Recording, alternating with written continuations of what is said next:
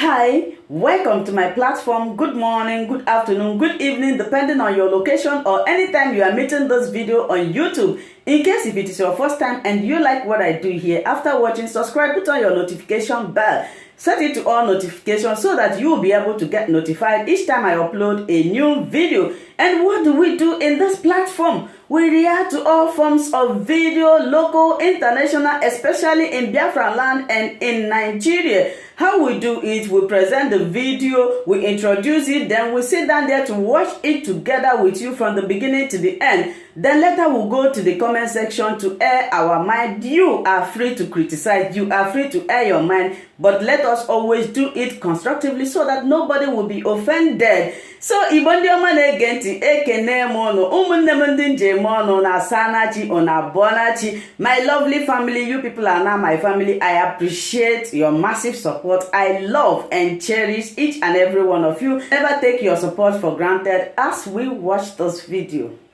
If we have to salvage ourselves from the crisis that has engulfed this region.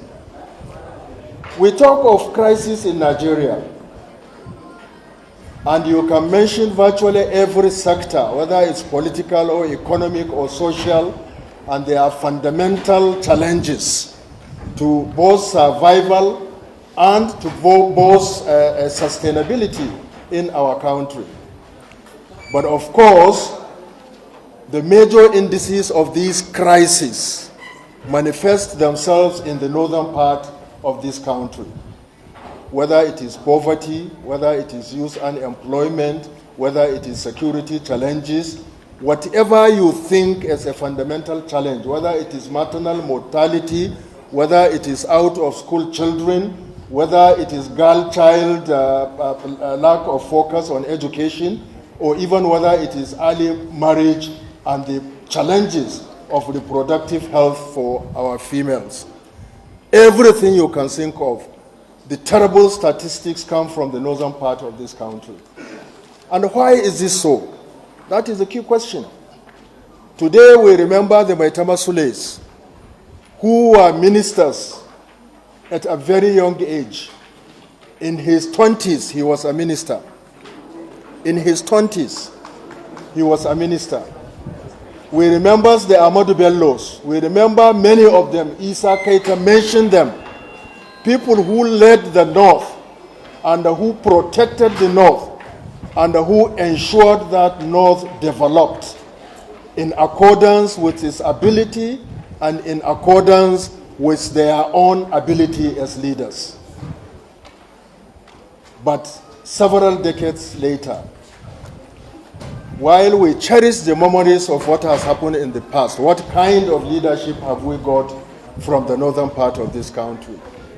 So all these challenges we are talking about, whatever it is, crisis in education, crisis in the economy, crisis, social crisis, family values that have collapsed, everything you can talk about, the fundamental basis of this crisis is a crisis of leadership in this country.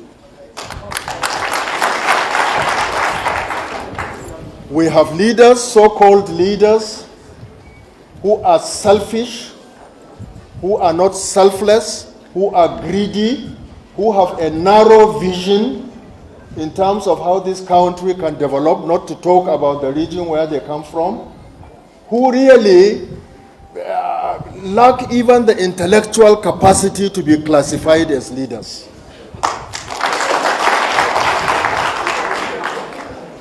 And so it's no wonder that we are in the situation that we are today, whether as a country or as a region part of a country, Nigeria. And for me, really one of the major challenges, if we want to improve things not just in Nigeria, but in particular in the northern part of Nigeria, we have to engage our youth, we have to mobilize our youth, and we have to make youth realize that the future of this country relies on them. It's very, very important. I know that many youth are so disappointed, so frustrated, and therefore are increasingly disengaging from the public sphere. Many youth those who have gone to school, you get the certificates, you don't get the job, you become frustrated, and you have no other way of earning a living. And of course, for many of those with the frustration, with the disappointment, they could disengage from politics, from the civic sphere, and obviously would contribute to more crisis rather than addressing the crisis. But if we continue like that, obviously there would be no hope in terms of addressing this crisis. I know that many youth are also tired of hearing that you are the future of tomorrow. But you truly are indeed the future of tomorrow. If you don't seize that future in your hands and struggle for it, then there will be no future for anybody in this country. So it's very, very important, no matter how frustrated you are, no matter how angry you are, divert your frustration and the anger and the energy into bringing positive changes in our society. It's absolutely necessary. And the only way to do that is to organize. You cannot just sit and agonize over problems, because that is what we all do. Whether as elders or whether as students, we all sit in our little corners and we agonize over the problems in this country. But agonizing over challenges cannot solve these challenges. We have to organize. We have to be involved in politics, I must say it. For a long time, many honest, sincere, patriotic Nigerians have tended to sit back and just watch vandals vandalizing the resources of this country, creating problems where solutions are necessary and are needed. And when good people sit and allow bad people to have a field day, what happens? The bad people will wreck the economy, will wreck politics, will wreck everything. And as we see now, they are virtually bringing Nigeria on its knees. In fact, in many fundamental respects, Nigeria is already on its knees. And the challenge is, how do we get Nigeria to get, we say giant of Africa. A crippled giant is no use. And that is literally what Nigeria appears to be. So the youth, and this is where, that's why I commended the coalition of northern groups. We have a lot to do to improve socio-economic well-being in the northern part of this country, to address all of those challenges which I have mentioned, and nobody can do it without the participation, the active engagement of the youth. You people who are seated here, if you have a mentality of sit down look, if you have a mentality of agonizing, you all have to get mobilized and get involved, because that's the only way we can address the fundamental challenges that face us as a country. I used to be a teacher, so I can raise my voice. Maybe you can hear me.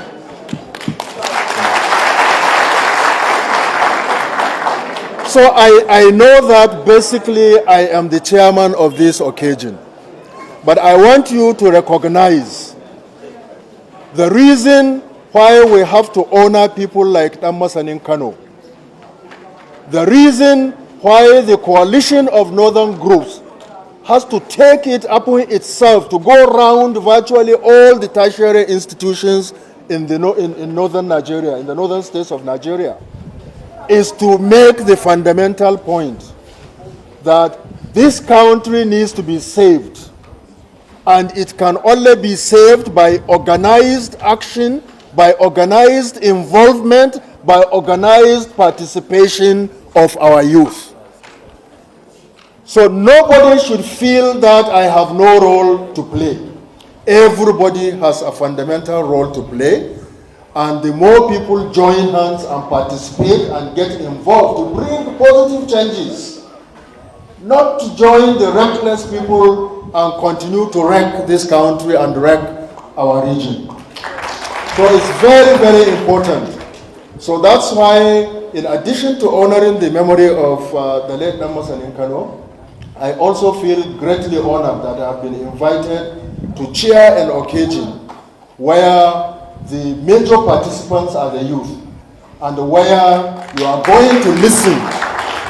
You are going to listen to professionals who would speak in particular about the socio-political and the economic consequences of border porosity in the northern states of Nigeria.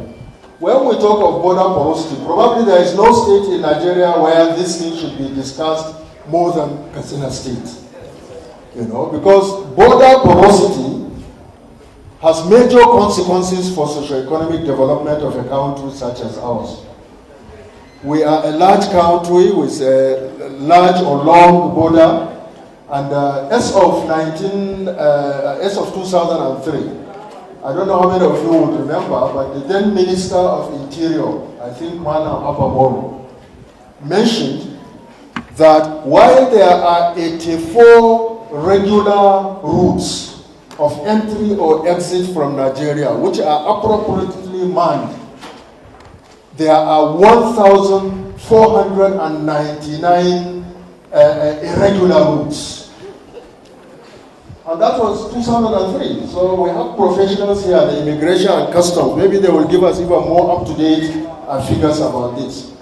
And you can imagine, if these porous illegal routes are daily crossed, things are brought in, things are taken out, and they all have implications for the national economy. So it's very, very important. This is an important issue about socio-economic development as well as political development, because one of the major things that come into Nigeria now are small arms and in fact even large arms, and most of them come through. Thank you so much for watching this video together with me. Like I said before, if it is your first time of coming across my YouTube channel and you like what I do, please subscribe, put on your notification bell, share this video, leave your comment in the comment section. You are free to criticize, but let us do it always constructively. Remain blessed. I appreciate your massive support and I love and cherish each and every one of you. Until I meet you again in my next video, for now I will say bye-bye.